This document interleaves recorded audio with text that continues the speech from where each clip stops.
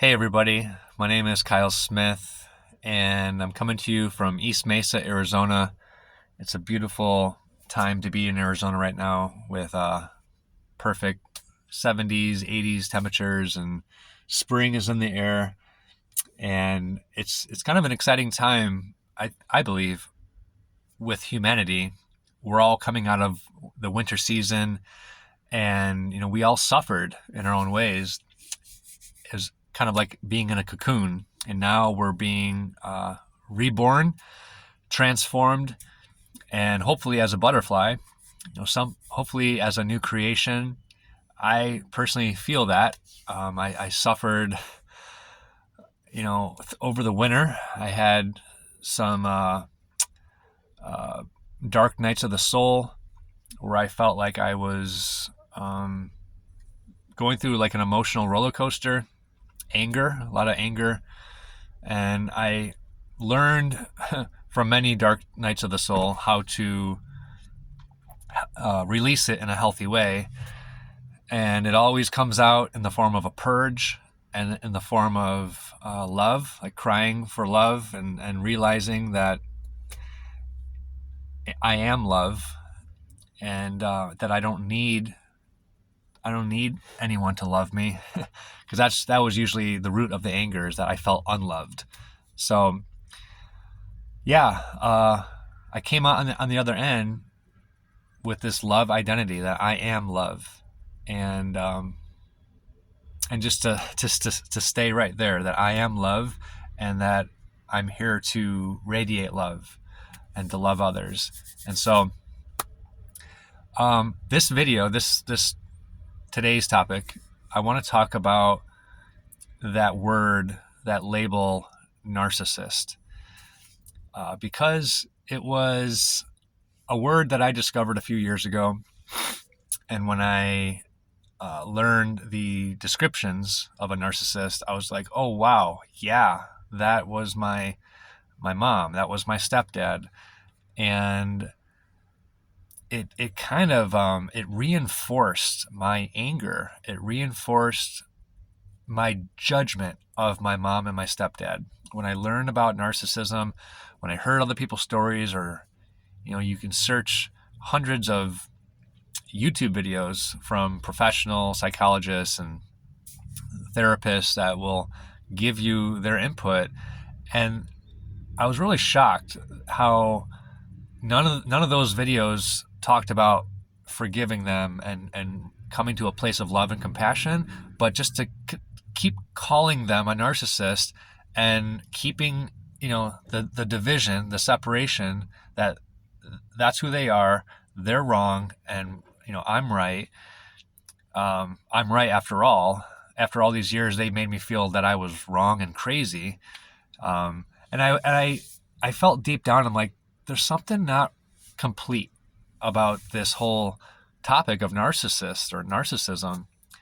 And I guess it's good to like have that awareness of those behavior traits of someone, but it has to go deeper. We have to also ask ourselves, how did they become a narcissist? They weren't born a narcissist. So sure, yeah, they treated me in all these ways that were like psychologically abusive, and it's a pretty long damn process of healing from that. But the end goal has to be, I am going to love and forgive them, and understand what happened to them, why they became that way. And that it's not okay just to put up the lifelong boundaries, and go no contact and become estranged for the rest of your life, because that's where I was. And I actually considered, like, you know what, I think I'm just not going to talk to my mom or my stepdad for the rest of my life. Because I mean, when you're in no contact,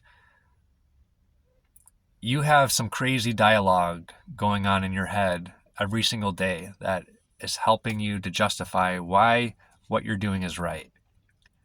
Like, is it okay for me to never talk to my mom again?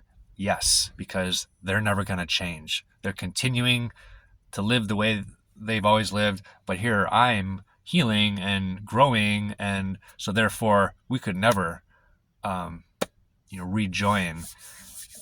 And you just don't see it in your mind.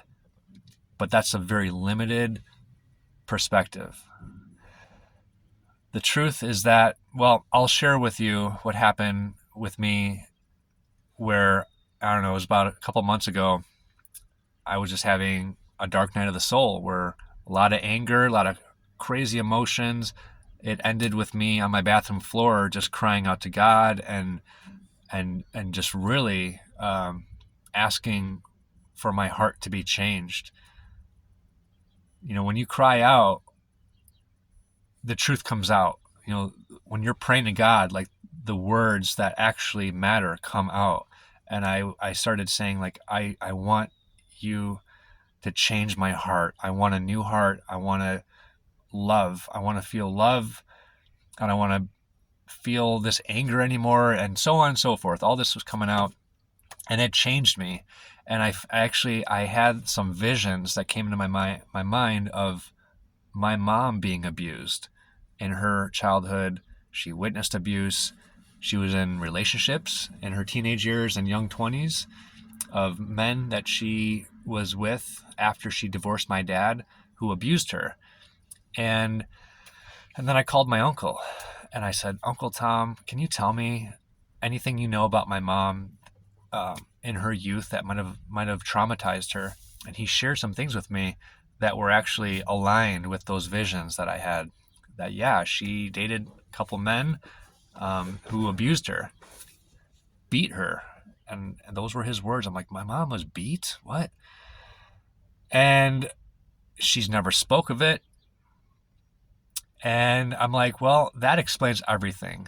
She's got this unhealed trauma. She's got these memories that she swept under the rug. And it just turned her into this very insensitive, hardened, and numb person that wasn't capable of feeling and understanding or listening to her children. So throughout the years, when I needed my mom to be my mom and support me and hear me and see me, she wasn't capable of it because her heart was so hardened from unhealed trauma. And so the light bulb went off. I'm like, well, that makes sense.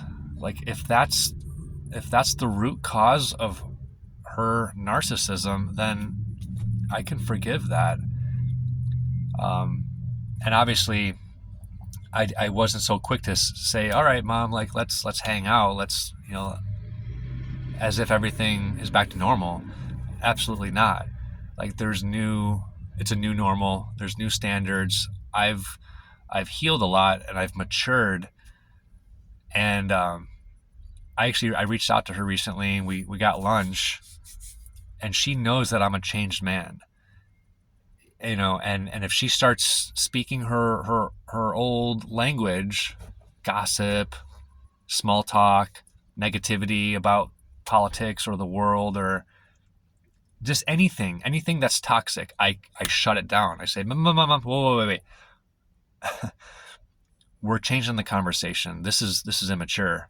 Like, no more gossiping. This is gossip. It's not good, and I'm not going to listen to it. I I was impressed with myself that I actually spoke up, but I have a zero tolerance policy now because I understand what all those years of negative words and speech, like, it infects my mind if I don't speak up and reject it and shut it down. So, but I love her. I'm at this place now of I love her truly, meaning I want her heart to heal. I want her heart to heal. I want her to experience forgiveness. I want to kind of save her soul in a way. She's 65, and I understand the brevity of life and how precious time is. I want to do my best to kind of course correct her. to the light, to love, to her heart. No more gossip, Mom. No more talking negative. You don't have to do that anymore. I don't feel it's appropriate for me to bring up her past, her trauma, or anything. But if I can just radiate love, if I can just be a beacon of light in her life, I believe that's the way that she'll be awakened. Her heart will maybe soften a bit, and the light can start to penetrate through.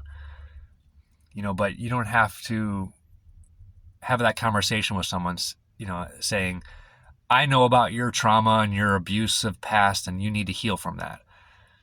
Like that, I don't know that will end well, but we're better off just being love, being light. And it's words of kindness. It's acts of kindness. It's a lot of actions. Actions do speak louder than words. So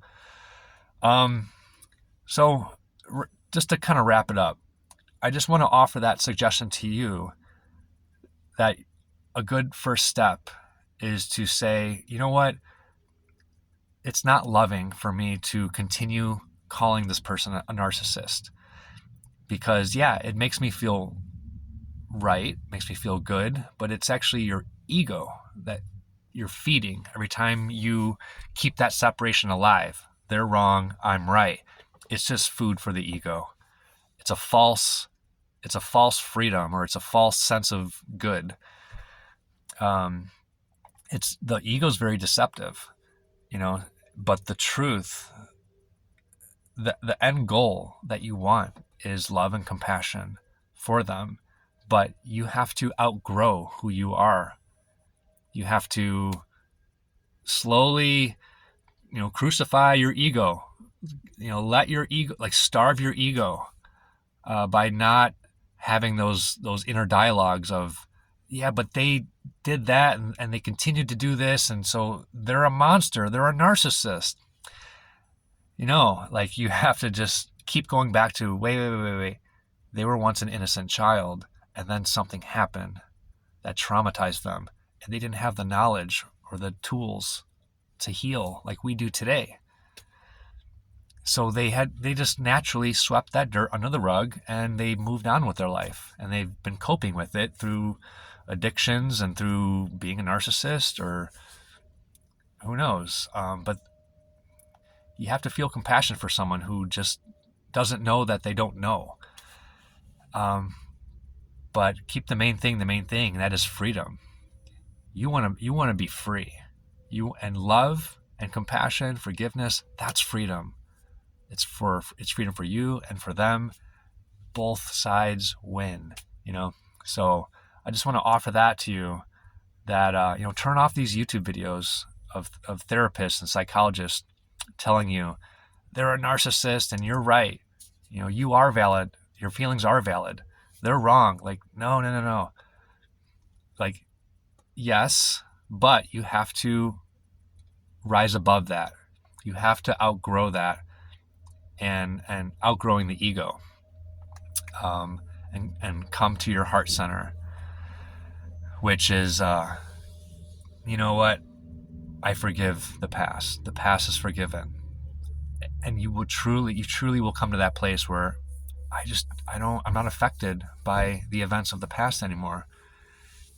And if you have to keep boundaries, then keep the boundaries, but love them from a distance. Continue seeing them in your mind in loving images, seeing them happy, healthy, healed. That's the way.